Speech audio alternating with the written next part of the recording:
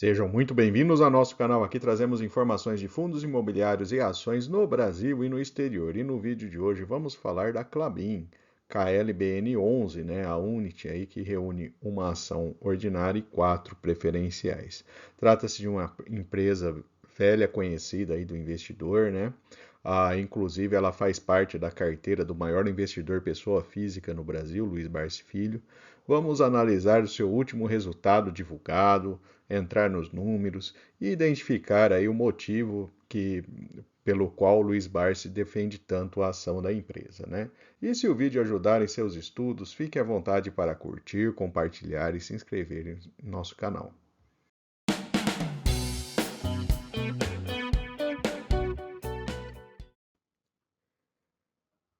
Vamos começar trazendo algumas informações relevantes que foram publicadas recentemente e envolvem a empresa, né? A primeira delas, né, a sua principal concorrente no mercado nacional, Suzano, né?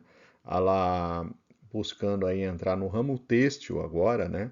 A aquisição aí de 15% de uma fabricante de fibras, né? E pelo valor de 1,3 bilhões de reais. Temos também o Morgan Stanley elevando a recomendação das units da Klabin e de Suzano. As melhores ações para investir em 2024 com 14 carteiras. Então essa notícia aqui traz diversas carteiras e a Klabin aparecendo, né, em algumas dessas carteiras. E a última notícia, né, trazendo aí que uma chapa liderada por Luiz Barsi concorrendo ao conselho da Klabin. Então, uma visão geral ali do que tem saído recentemente a respeito da empresa. Vamos trazer aquela visão inicial, então, dos resultados financeiros, né? A gente tem aí uma receita que cresceu significativamente entre 2018 e 2022, praticamente dobrando, saindo da casa de 10 para 20 bilhões de reais. Já 2023, ela mostra aí uma pequena queda, né? Então, a gente observa ali que depois desse ciclo, né, de aumento significativo da receita, agora o mercado entrou aí num outro ponto, né, em relação ao preço de papel e celulose, né? Esse resultado a gente observa também no primeiro trimestre, né? Inclusive o lucro líquido no primeiro trimestre de 24, ele é bastante similar ali ao primeiro trimestre de 21, né? Então a gente já observa ali que a receita ela não caiu no mesmo patamar, mas os custos da empresa aumentaram e dessa forma o lucro líquido foi mais impactado ali por essa queda da receita, né? Então, esse é o primeiro ponto, né? A gente já não está naquele momento ali de valores tão altos quanto tivemos aí nos últimos anos, né? Então, esse é o primeiro ponto de atenção para o investidor. No fluxo de caixa dos últimos anos, a gente observa o caixa operacional, né, crescendo, um crescimento bastante importante desse caixa operacional, que é essa linha azul escura. Já a linha amarela, a gente tem os investimentos. A gente observa que, especialmente em 2022, a quantidade de dinheiro desembolsado para investimento foi muito significativa. Então, a gente observa que a empresa, ao longo desses últimos anos, ela engatou aí o início de um processo de investimentos bastante importante. Falando um pouco de dívida, né? Para investir, a empresa também recorreu à dívida, né? Então tivemos um crescimento aí de dívida bruta bastante importante entre 2022 e 2024 e um leve crescimento também na dívida líquida. Então, esse é um ponto de atenção. A empresa, nesse momento, ela está com um nível de alavancagem aí bastante relevante. Então, atenção aí em relação a essa questão especialmente.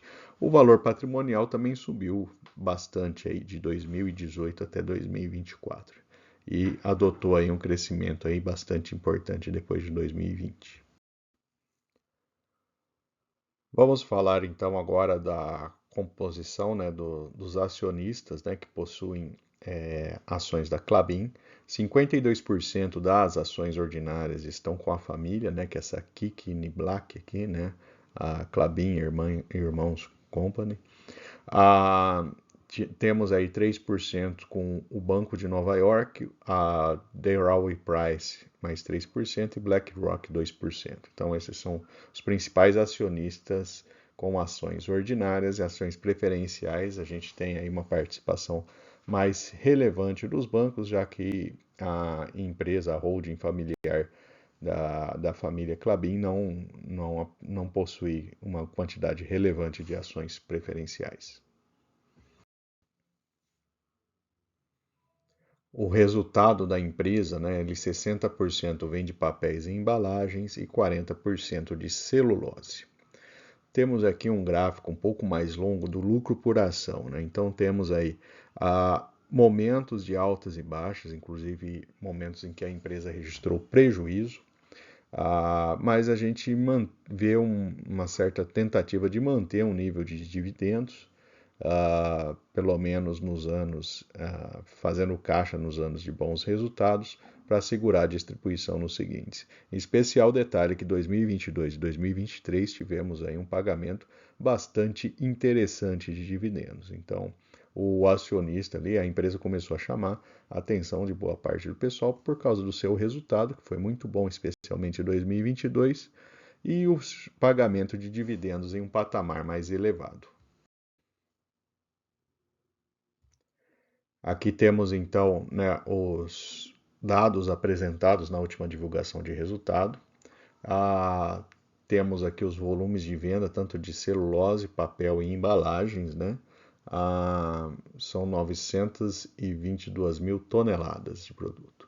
E aqui a participação mais relevante na área de papéis e embalagens, né? No mercado de celulose, a gente observa uma queda de 3% no volume de vendas e uma queda de 7% em relação ao ano anterior no preço por tonelada. Então, por conta desse resultado, a gente tem aí uma queda no resultado geral aí da área de celulose. Em papéis, né, a gente tem um crescimento de 16% no volume de vendas, mais um crescimento de só 3% na receita. Isso daí se deve principalmente aí com a queda do preço, né? Então, a gente teve um aumento de volume que não foi acompanhado pela receita. Em papel ondulado, temos uma situação semelhante, um aumento de 6% no volume de venda e só 1% no aumento de receita. Vamos falar da dívida, né? A gente viu ali que a dívida aumentou, né? E especial atenção também para 2028 e 2029, que são anos ali que a empresa tem uma quantidade, né? Um vencimento muito relevante de dívida, grande parte dela nesses anos em moeda estrangeira. Então, é importante aí acompanhar a evolução, né? Nada impede, né? Lógico, a empresa também vai buscando alternativas para alongar o pagamento dessa dívida, né? Com a emissão de nova. Aqui temos o dado que mais chama atenção, normalmente grande parte dos investidores, né? Mas sempre bom tomar cuidado para não investir olhando somente dividend yield, né? Então tivemos aí bons dividend yield em 2022, 2023 e até agora 2024, né? Tem sido um ano também bastante importante. E ele tem mantendo a política de distribuição de 15 a 25% do EBITDA ajustado, né? As tendências esperadas pela empresa, né? Então, olhando aí os três principais mercados, né? Em termos de demanda, a gente tem aí uma expectativa que pode dizer de neutralidade para boa, né? Em termos de preço, exceto celulose, que a expectativa é bem melhor, né? De uma tendência positiva de preço. Para papel e embalagens, a gente fica no meio do caminho, aí, uma tendência em grande parte neutra. Essa é a expectativa da empresa divulgada por ela mesma, né? Aqui temos a evolução do preço-lucro da empresa e preço-valor patrimonial. A gente observa aí que até a relação preço-valor patrimonial ela apresentou uma queda recentemente. Preço-lucro, como o lucro de 22 ele foi maior, né? Essa relação ela ficou baixa ali, especialmente durante o ano de 2022. Agora vamos comparar a Klabin com outras empresas, né? Especialmente a Suzano, que é a sua concorrente direta aqui no Brasil. E a gente colocou algumas outras empresas, International Paper, Domtar, Veritiv e Resolute, que são empresas aí do mercado, né? Tem ações no exterior. Seu dividend yield está muito positivo, muito melhor que a Suzano nesse momento, mas em compensação, quando a gente olha alguns outros indicadores que levam em conta o preço da ação, a gente observa que ela está num patamar mais alto do que a Suzano, ou seja, o mercado está valorizando um pouco mais a ação da Klabin nesse momento e está num patamar de preço mais alto que a Suzano. Quando a gente olha as margens, né, ROI, ROIC, a gente observa que a Suzano ela tem um desempenho melhor que a Klabin nesse momento. Então, se você pretende investir nessa área, nesse momento, né, valeria a pena olhar as ações da empresa da Suzano também. As empresas estrangeiras, né, apresentam aí patamares de margens menores, né, e um preço um pouco mais esticado também na maior parte das vezes. Essa evolução dos últimos 10 anos ali do preço da ação, né, ele saiu da casa de R$ 10 e está aí aproximadamente em R$ 20. Lembrando que nós estamos falando da Unity, né, KLBN11. O valor intrínseco pela fórmula de Graham, a gente leva em consideração o lucro e o valor patrimonial da empresa, ela está bastante próximo nesse momento aí, né, no patamar de preços, né? As projeções dos analistas da ação nesse momento são positivas de maneira geral, né?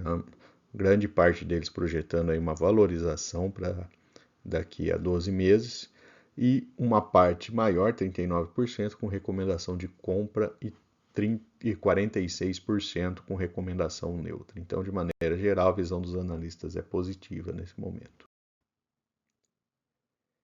E, finalmente, vamos trazer os pontos positivos e negativos para investimento nas ações da Klabin. Do lado positivo, a empresa pagou bons dividendos em 22 e 23, tem um histórico recente bastante positivo.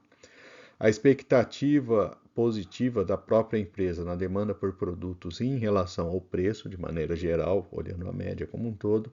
Expectativa positiva dos analistas da ação e a empresa fazendo investimentos relevantes nesse momento.